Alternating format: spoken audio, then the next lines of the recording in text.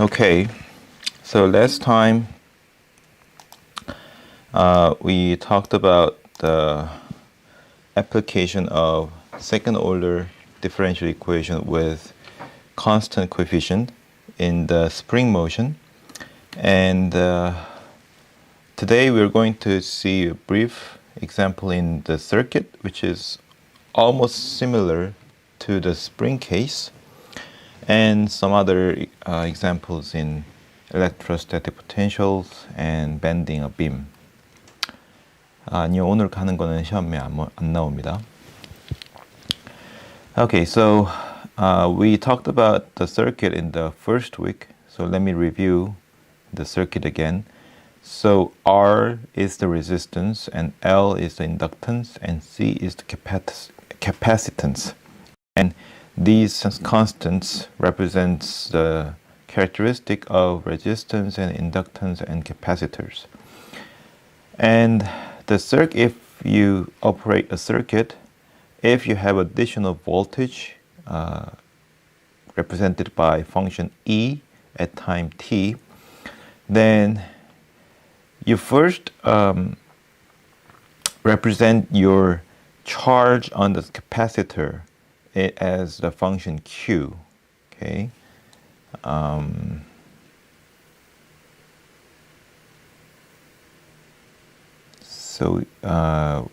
Okay, so there's a typo here, right? So this charge is I, and this is, oh yeah, well, here's where, wait, so there's a severe typo here. So if you think about the total voltage on the circuit, which is and that's e to the e of t. Let me write that in the blackboard. Okay, so there's a severe typo. I will change that in the LMS. So here, well, usually represented by voltage, and here is resistance and inductance and capacitor, C, R, L. So let's say this is negative charge, and the flows from the negative charge to positive charge. So anyway, the electron travels from the negative charge to positive charge. So I want to measure the total voltage at each point. And when you circle around one circuit, then the voltage must be the same voltage of original starting point. So the volt, this energy, volt source, raise the voltage. So at the beginning, it starts from ET, right? So you start from ET, and then when you pass the resistance, your voltage drops by Ri. Now, since I represent this current, I'm representing the total charge in the circuit, so the current is the derivative of the charge, which is the variation of charge. So this is the drop of the voltage. And when I pass to the inductance, then it also drops by minus L, okay.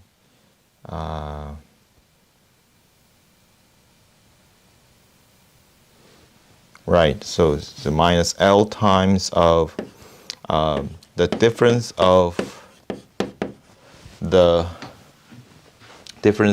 charge, difference of the current. And when I pass through the capacitors, the electron cannot pass the capacitors, but you see the electron accumulates here, okay, and there's the voltage. There's a voltage coming from these capacitors, so, and it applies to the opposite direction of the original voltage source. So you can consider that this capacitor gives a negative voltage in the circuit. So also the voltage drops. So we have 1 over C times. Now, so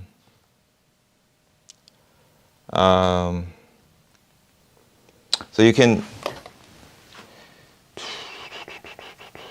okay, well, let's rewrite that in here. So you can represent that as a QT over C, and then you come back to the voltage source. So at the voltage source in the right hand side you have 0 voltage, and then when you cross this voltage source, then the volt raised to the e to the t. So when you come back to the original point,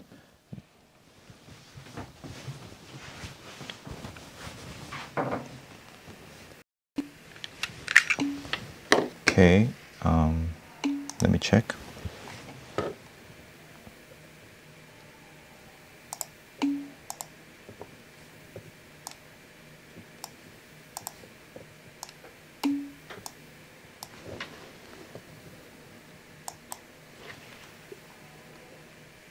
지금은 어때요?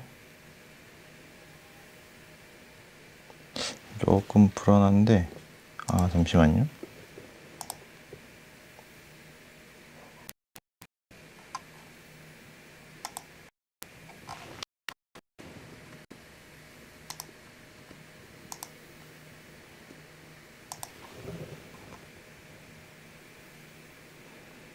이제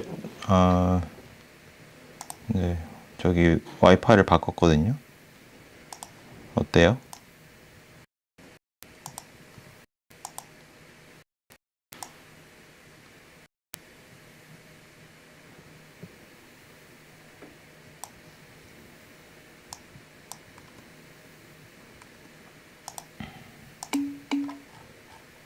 네, 이제 괜찮을 것 같아요, 이제.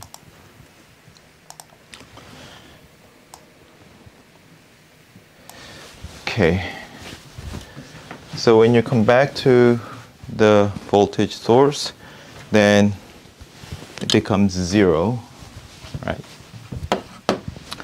And you see that the total charge accumulated on the capacitor is the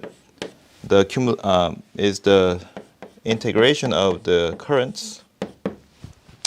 So as current passes through the capacitor, the charges accumulate, stacks on the capacitor. So if you plug in here and replace this dq dt by I, then this equation now becomes ET equals to RI plus LI prime plus 1 over C integral of 0 to t of I dt. Now, this is not really a differential equation because we have integral sign. It's okay that you can solve this equation, okay? You can solve this differential equation. Then the solution is a function of charge.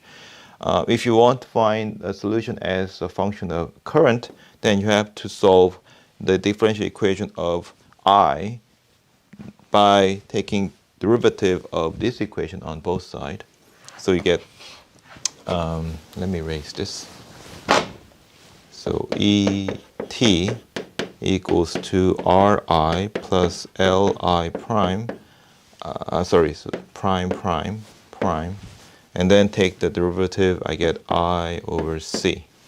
So you can solve either Q prime plus L Q double prime plus Q over C, or this equation. Okay.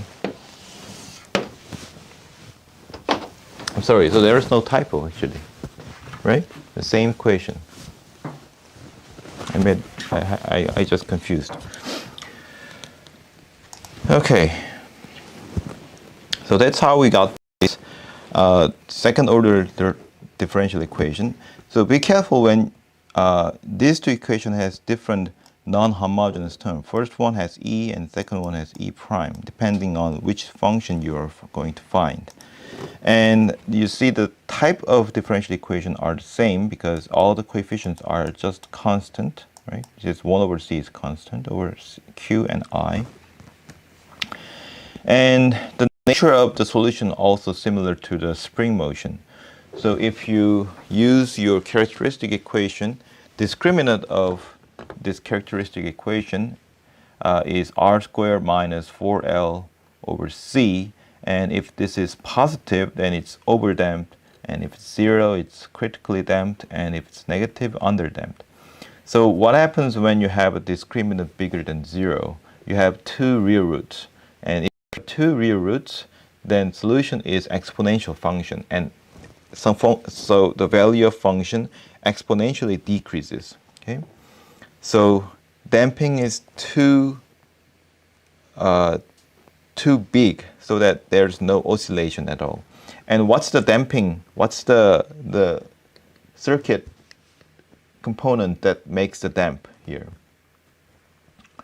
So in the spring motion, damping is the constant. Damping constant is B, right? And that comes from the damping force is B times of Y prime, right? So in this case, where's the damping of the current?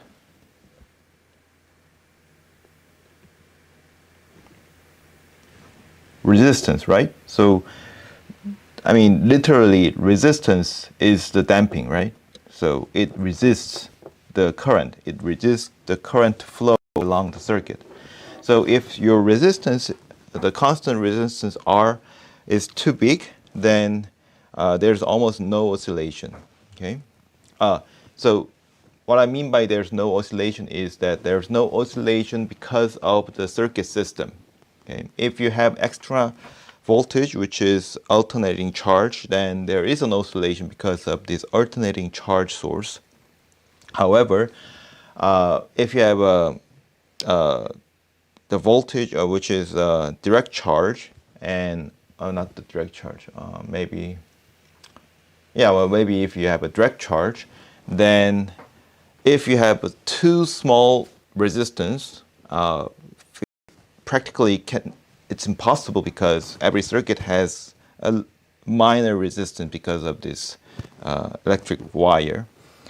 But suppose that there's almost no resistance in the circuit, then you will have an oscillation in the circuit. So it's like no energy loss in the circuit, which is impossible in the real life. So anyway, critical damping is when you have a point where the oscillation begins. And the examples are trivial. I mean, just you can plug in the numbers in the equation and find the solution. We will see later the solution by MATLAB. Okay, so you can also solve this by hand. So also in all the parentheses are the unit of this constant. This is ohm, Henry, and farad, and this is volt. Okay. So let me go back to the MATLAB again. So right now, because I think it's important to see the example at this point. So we did the plot in previous week. I mean previous lecture, and I want to emphasize what's the critical damping. So you have a damper in a spring system or circuit system. Why is the critical damping important? So if you're looking at your differential equation with varying damping constant B, or in the circuit example, varying the constant R, let's see how the solution graph changes. So I made a MATLAB code in this morning. It's a code that I did a little bit of trick here by putting this damping constant B or R, depending on the system, as one of the variable in Y. Okay, so when I solve the second order differential equation, I use two variable y1 and y2. but I use the third variable y3, which represent the damping constant. And because I have three variable in y, I need three equations that represent the derivative of each variable. So y2 is a derivative of y1, and this guy is derivative of y2, which is y double prime. And now this guy 0 is the derivative of y3.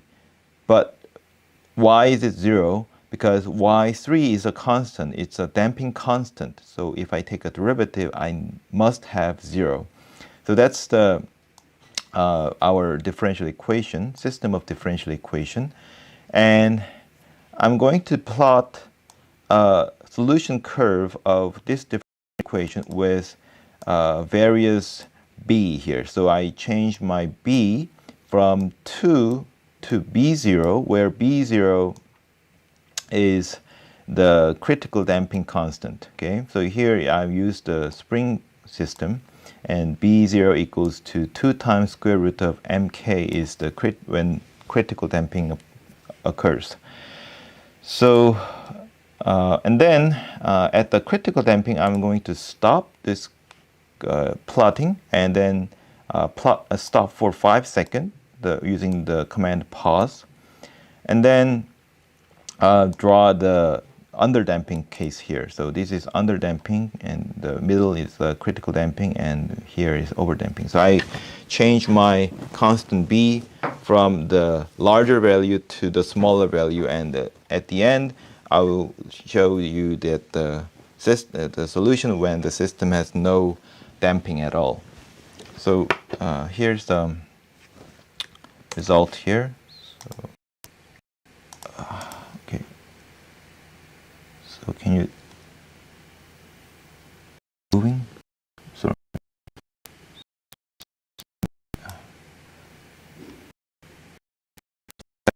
Okay. So here we have.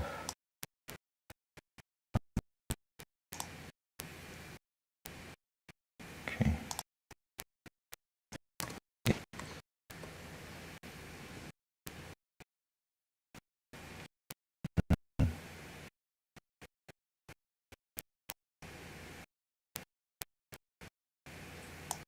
It is so slow.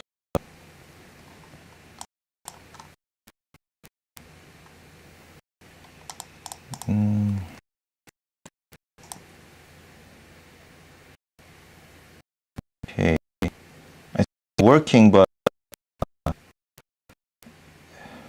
damping. It's moving very slow.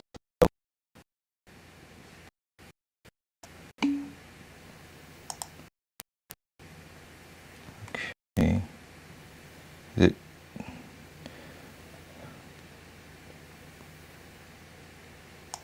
I'm not. I'm stuttering. So maybe because I'm stuttering, that I feel like it's lagging. So I think it's okay right now. I think it's okay, right?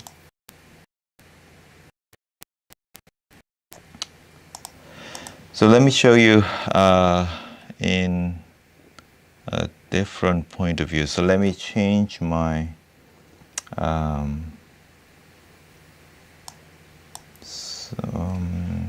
let me change this to 5. Okay, 5, 5. Maybe also I want to change this to 0.6, 0.6, 0.6, and 0.6. Okay, so let's see how it works.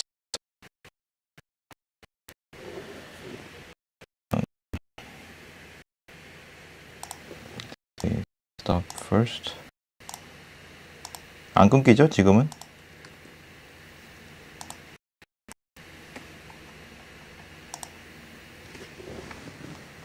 끊겨요?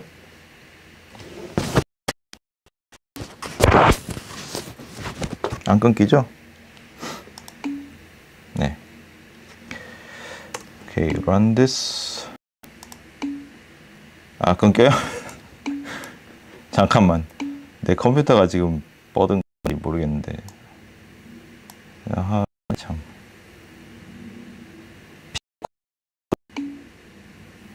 아, 이거 실행하면 이걸 잠깐만요. 이게 좀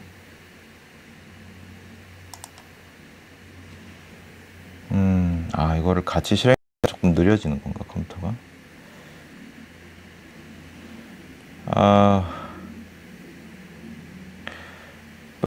Can you see this the graph moving slowly here?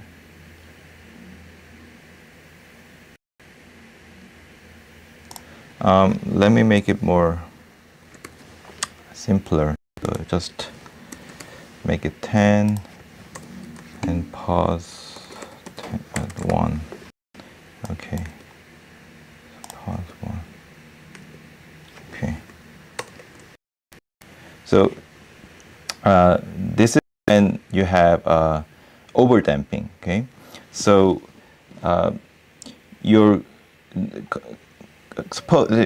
consider this graph is your movement of the object in the spring. So it drops fast and then it drops to the zero. Oh,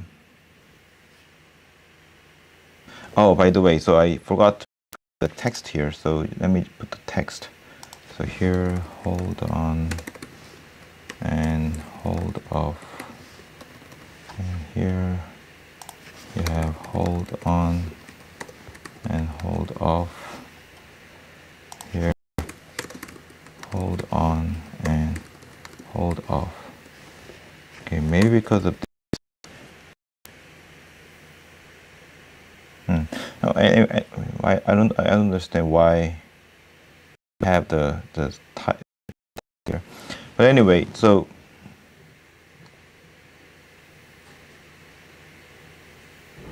이거 왜 이래?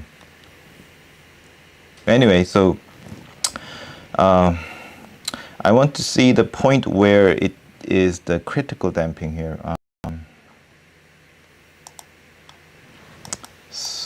Let me show you this part. Then draw now. Pause 1.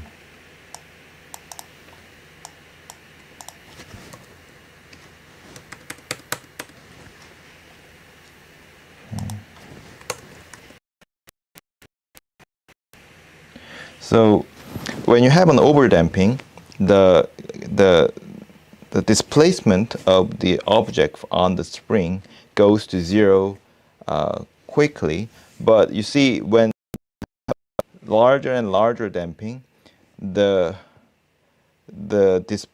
displacement goes to zero faster than faster and faster. I mean, if you have a smaller damping, sorry. So if you have a large damping, right? If you have a large damping, it goes to zero without any wiggling here. But if you have a smaller and smaller damping, the rate of drop of this the curve to zero is faster when you have a smaller damping. So if you have a damping constant smaller than the critical damping constant, then it will have an oscillation. But at the critical damping, it doesn't have an oscillation, and also it drops to zero fastest, okay? Faster than the higher damping. So it's not always good to have a large damper, okay? Like a door. If you have a heavy door, then it means that it has a large damping constant, right? But the door closes, but it closes too slow. Okay, if you have a large damp, then door closes by itself, but it closes very slowly. So, but if you have a small damping or no damping, then the door never closes because it will oscillate from back and forth, right? So in the architectural this situation, you want your door closed fast enough but without no oscillation, right? That's the critical damping. So you have to measure your damper elaborately so that the door works properly, right? So that's why that we have the critical damping is important. In the circuit case too, so you want your current drops quickly.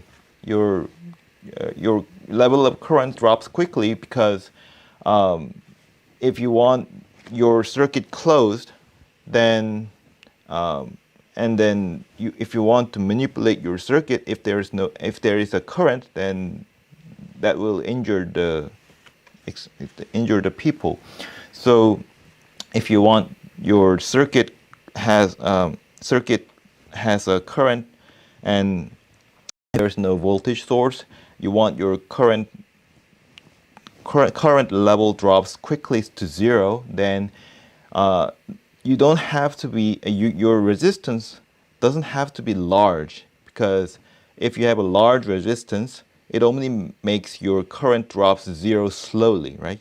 So you want to have a small resistance, but not too small so that there's no current back and forth inside of the circuit. So you want to have a critical damping constant R, so that you want the situation is that your current drops to zero fastest. So critical damping is very important in real life, although it's just a special case in our mathematical situation, but it's very important. So, okay, so we have a long way to go. Let me skip this example. It's not hard example. Let's look at this electrostatic potential. So we have two concentric sphere of radius R1 and R2, and we want to measure the potential between these concentric spheres. So consider that there is a two sphere with the same center. That means that's the meaning of concentric.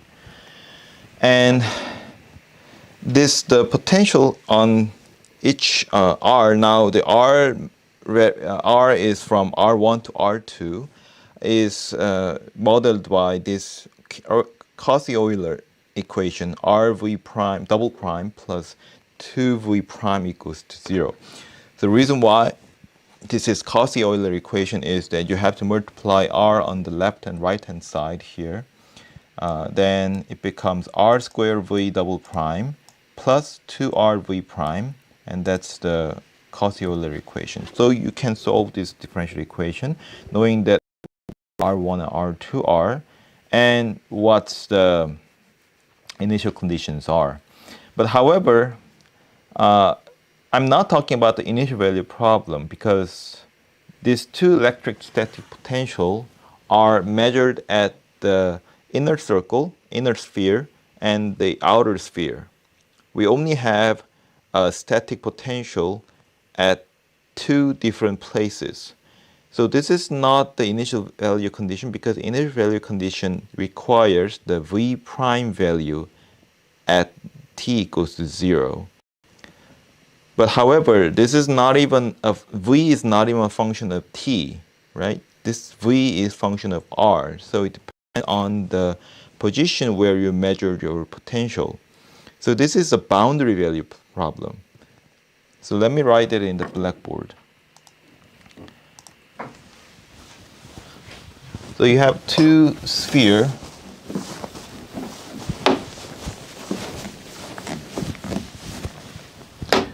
참고로 유튜브에서 끊겨도 나중에 영상으로 보면 안 끊긴다고 하거든요. 별 걱정하지 않으셔도 돼요. Let me write two-dimensional figure here. So here is the center. This is R1 and this is R2. So at the radius R, I want to measure the potential, the electrostatic potential.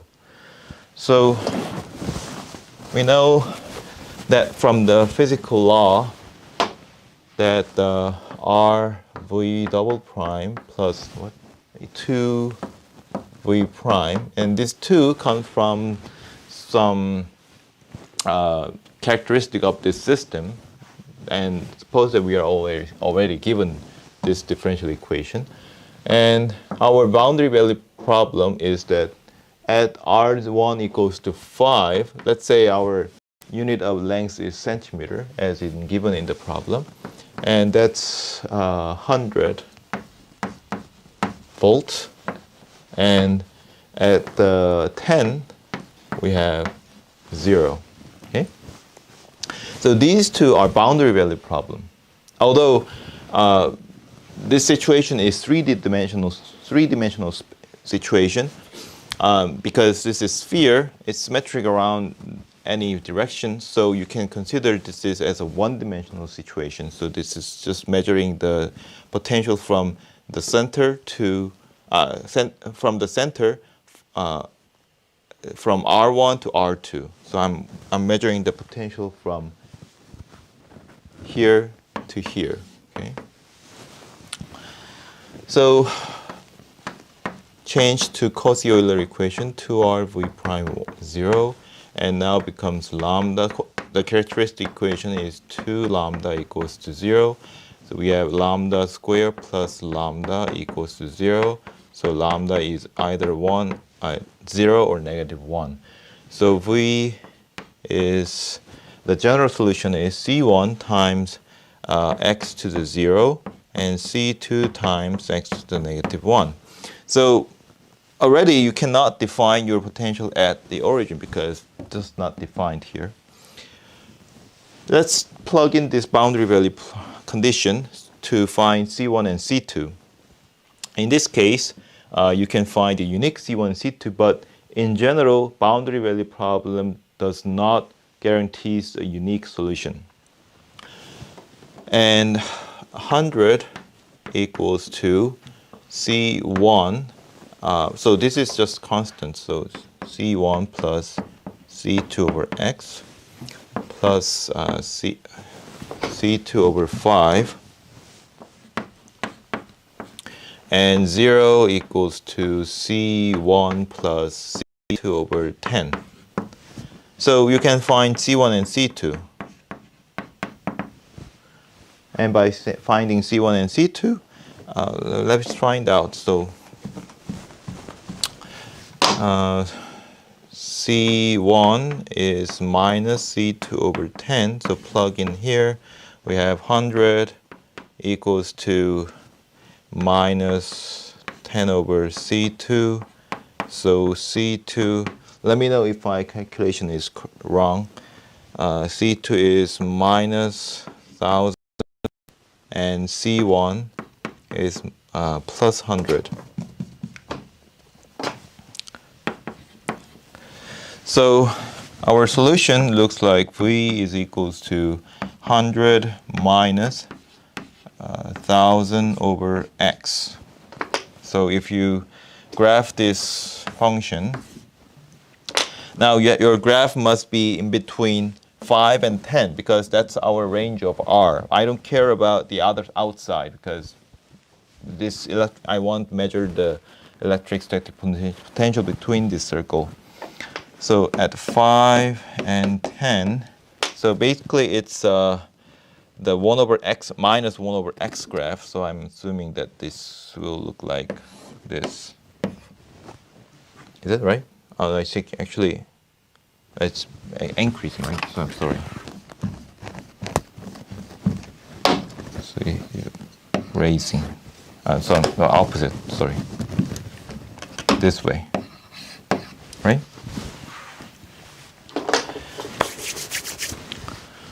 So this is one of the example of Cauchy-Euler differential equation. Okay.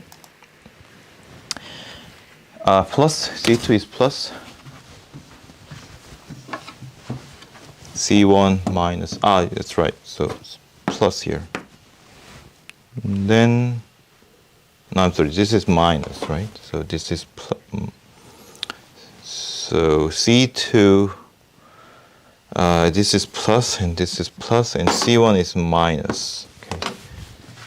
So we have C2 minus plus. So basically this graph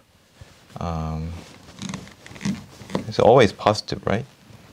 So it's decreasing graph. When it's 5, does it make sense?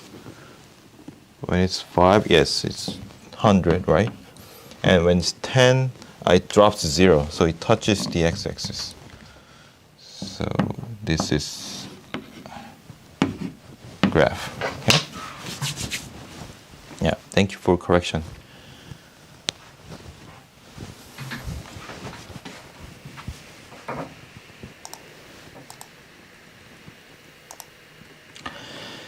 So the last example is the bending of a beam. And also this is the boundary value problem.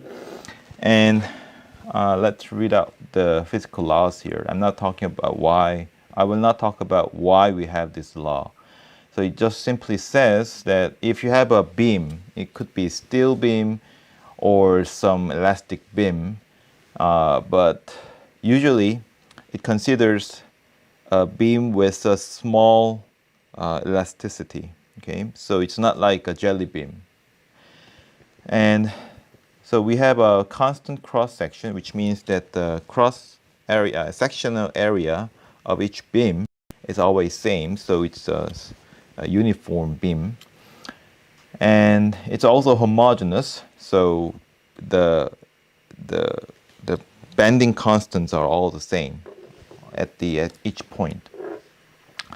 Now let x be the position of the beam. Okay, so you have a beam at one location, and you want to make a position of a point inside of the beam by the length L, by the constant x measured from the left hand side of the beam. Okay, so you have a picture in the next slide if you're looking at the slide from the LMS. And this curve, the bending momentum m, which is the physical constant, I don't exactly know how you draw it. Anyway, that's proportional to the curvature k. K is also measured in this way, and we also assume that the derivative y primes are very small. So you're assuming that your beam is bending, but this amount of bend is really small, so you cannot really see the movement of the bend, but it is moving. But it's hard to measure and experimentally measure this movement in velocity. So that's we assume that y prime is almost 0. Okay. So assuming that y prime is almost 0 does not mean that y double prime is 0. Okay.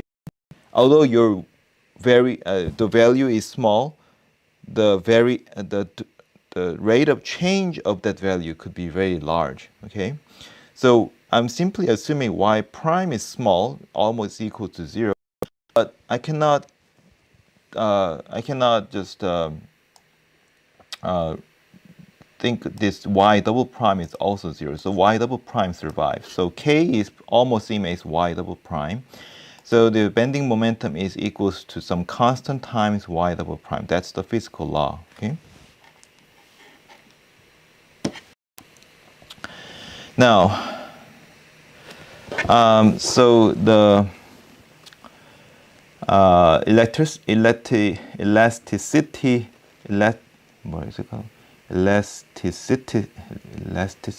elasticity theorem shows that the bending momentum, the double derivative of bending momentum, is equals to the loading force on at each point of the beam. Okay, I will talk about that in the blackboard shortly.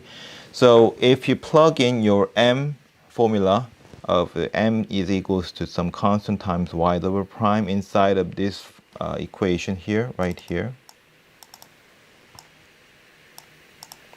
then you get this fourth order differential equation.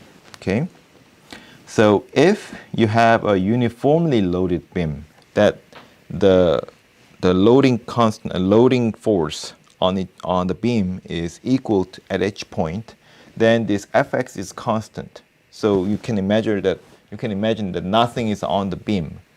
Then the loading force is the gravitational force on each point of the beam. So that's always the same at any point x. So you have this differential equation, fourth order differential equation with some constant k. So constant can be any. Now this differential equation can be solved by what? You can solve this by method of undetermined coefficients, or and well, you can also use the intuitive method that the omni function that becomes constant after taking a derivative 4 times is just fourth order degree 4 polynomial, right? So that's the omni function. So you can imagine that the solution is a polynomial of degree 4. I'm sorry, degree 4, right? Yeah, degree 4. So here's a situation that you can consider. Suppose that your y equals 0, and let's draw that in the blackboard and explain it together. So this bending of a beam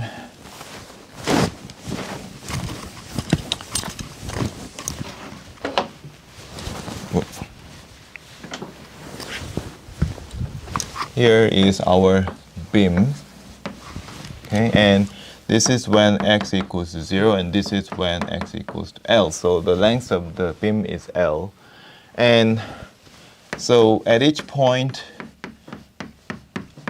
you have a loading force. So if there's nothing on the beam, then it's always constant. So let's say what's the meaning of y0 equals to 0. So our differential equation is y to the fourth derivative equals to f of x, okay? So so yx,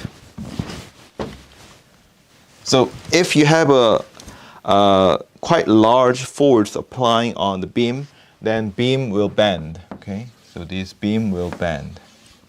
So if you take this position as y equals to 0, so this is the level 0, then you're going to measure at point x how much the center at this beam is moved to the downward. So this is my y of x. So y of x is the displacement of the beam at position x, okay? So now what's the meaning of y0 equals to 0 when you want to solve the differential equation? So it means that every solution satisfying this differential equation must satisfy y0 equals to 0. So at the left end of this beam is always fixed to the 0 level. So you're fixing this left-hand side of the beam. In other words, you're take the hard link from this beam to the wall so that this left-hand side never move. So this is the meaning that the left side of left end of the beam is fixed. Doesn't move here. Okay, we have 10 minutes. Now, what's the meaning of y prime 0 equals to 0? So it means there's no movement of 0. So so this one has no movement, okay? So y prime 0 equals to 0 means that if you measure this beam, if you think about this beam as a graph of a function represented by blue line here, that at any point, this blue line has horizontal tangent line at x equals to 0, right? So y could be 0 at point x equals to 0, but the y prime can be non-zero in general, but when we assume this condition, then this beam always be flat at the x equals to 0 at any time t. Okay, so this is not a function of t, but suppose that the beam is moving, so then this means that your beam is always horizontal at the end. Now, what's the meaning of y triple prime equals to 0? I'm sorry, y double prime equals to 0.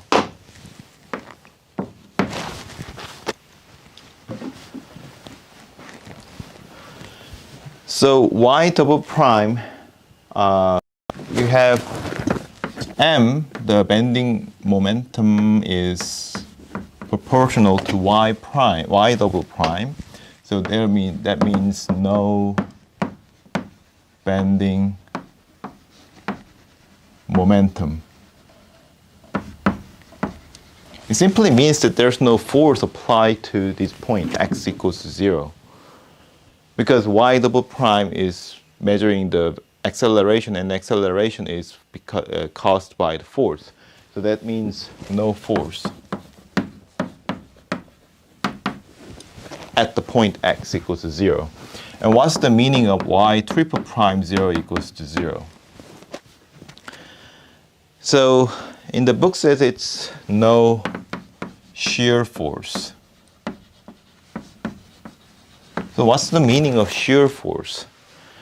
So consider that y triple prime, this guy is the derivative of y double prime, right?